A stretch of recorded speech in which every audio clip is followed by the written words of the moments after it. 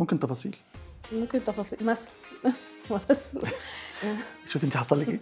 الايرور اللي حصل عندك دلوقتي. انا سالتك سؤال على غفله، ده الايرور اللي بيحصل عندنا تفاصيل ايه بالظبط؟ كلنا في كل ما حد بيبيع اي حاجه على السوشيال ميديا. ممكن تفاصيل نعمل ايه في كائن الممكن تفاصيل ده، نعمل معاه ايه يعني؟ طيب هو بالنسبه لو احنا بنبيع برودكت ثابت وله فيتشرز معينه وله احتياجات بيلبيها للعملاء او مشكله بيحلها، فانا هقدر هرد على السؤال، بس انا مبقاش عارفه اصلا ممكن تفاصيل دي هو الكلاينت يقصد ايه، بس هو محتاج يسمع منك. هو غالبا ما بيكونش عاوز يشتري، بس هو كان يعني هو حاسس ان انا ايه، انا حاسس ان انا عاوزه اشغلكم. يعني حلو قوي، يعني هو حلو. انا ممكن يعني هو الفرق ما بين، اصل هو الاعلان بيبقى فيه كل التفاصيل بنسبه كبيره، ممكن ما يبقاش سيريس، بس انا ما بحبش في المرحله دي احكم على اي كلاينت. احنا لازم نرد على اي حد.